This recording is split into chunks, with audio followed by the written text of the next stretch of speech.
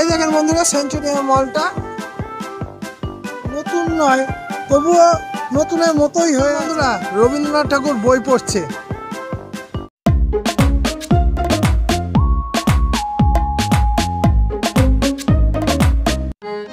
নমস্কার বন্ধুরা, আমার এই অরূপ ব্লকে আপনাদের নতুন করে।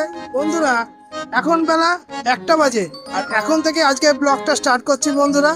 তো চলেন বন্ধুরা, আজকের ব্লগে কি কি নতুনত্ব আছে এবং কি কি আপনাদের সামনে তুলে ধরতে পারি, সেটা একটা দেখার বিষয়।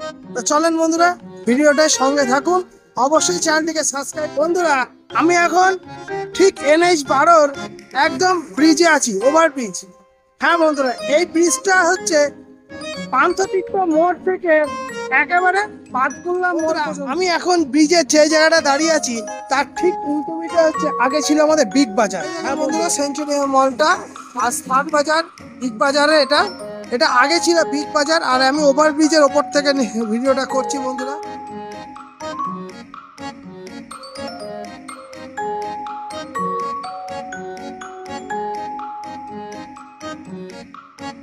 বন্ধুরা, কৃষ্ণনগরের মধ্যে ভালো রেস্টুরেন্ট তো অনেক আছে, কিন্তু কৃষ্ণনগরের মাদারসাটের নাম সারা কৃষ্ণনগর কথা নদিয়ার মধ্যে বেশ কিছুটা নাম করে নিয়েছে। কারণ এখানে এই মাদারসাটের সব থেকে মূল বিষয়টা হচ্ছে মেয়েদের পরিচয়। আর মাদার্স মানে মা, আর মা মানে মেয়ে, মহিলা। আর এই মেয়েদের এই বিশাল মাদারসাটে যে কর্মকাণ্ডটা, সেই মাদারসাট আর প্রকাশ্য কর্মকাণ্ড। এই দেখেন, গাড়ি রাস্তায় চলে ততক্ষণ কিন্তু গাড়িকে কিন্তু সবাই সম্মান করে, কিন্তু সেই গাড়ি এই করুণ দশা দেখে আমারও বুকটা যেন কোথায় একটা বাঁধলো। কারণ আমারও গাড়ি আছে বন্ধুরা। চলেন দেখাই যে মানুষের পরিত্যক্ত হয়ে গেলে যেই মানুষই বলুন বা যে কোনো জিনিসই বলুন, সেটা কোন অবস্থায় থাকে।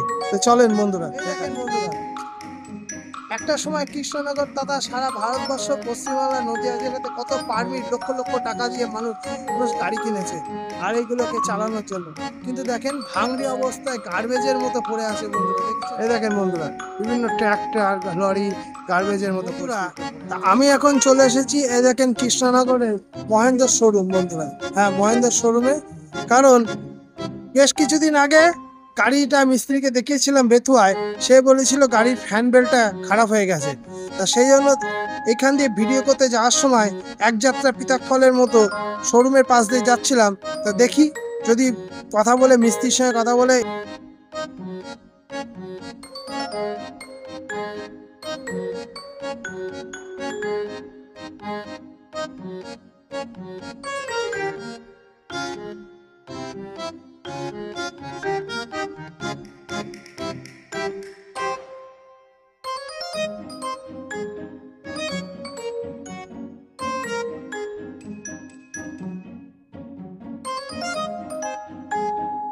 বন্ধুরা, যেটা খুঁজতে এসেছিলাম সেটা তো পেলামই না।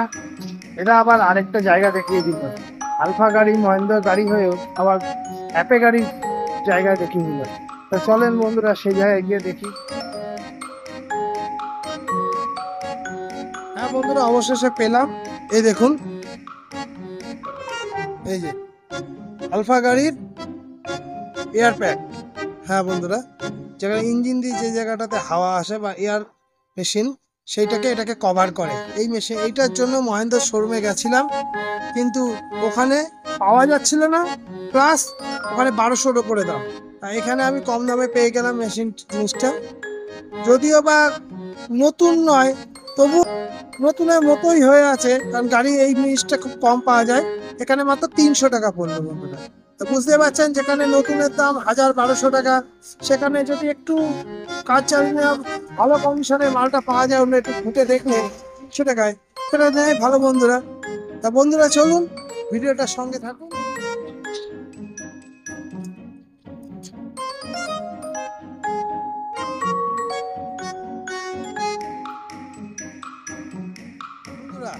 চলার পথে কাজ শেষে বাড়ি যাওয়ার সময় একটা পার্ক চোখে পড়লো, কিন্তু এই পার্কটা সাধারণ মানুষের খেলার পরে রাস্তার উপর দিয়ে পার হয়ে এলাম। খুব বিতর্কভাবে পার হলাম, এটা পার হওয়া উচিত না, তবুও আপনাদের যেহেতু পাঠা নিয়েছি সেজন্য আপনাদের দেখায় হাতের কাজ যারা করছে।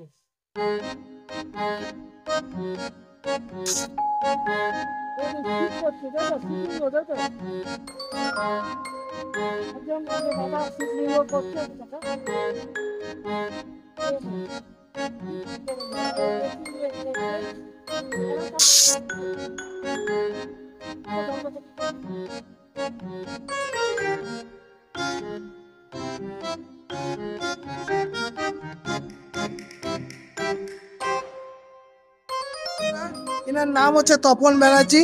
এই যে শিল্পী, শিল্পীর কিছু নিদর্শন আপনাদের সামনে তুলে ধরি। চলুন কি কি বানিয়েছে এবং বানাতে চলেছে।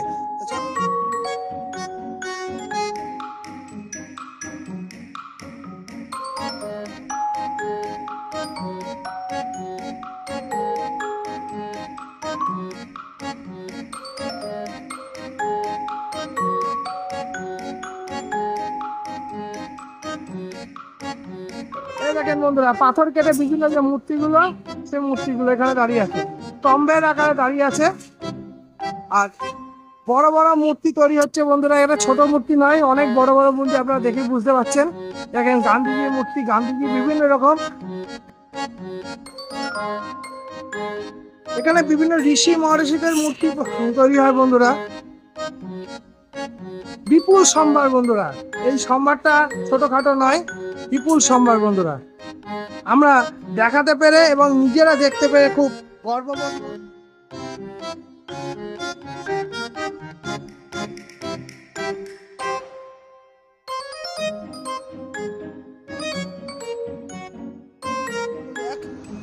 ঋষিনী, দেখেন বাবা লোকনাথ, কি নেই বন্ধুরা, শিল্পকর্ণের দারুণ নিদর্শন বন্ধুরা। এখানে স্থাপত্য শিল্প ফুটে উঠেছে বন্ধুরা, সেই স্থাপত্য শিল্প দেখুন।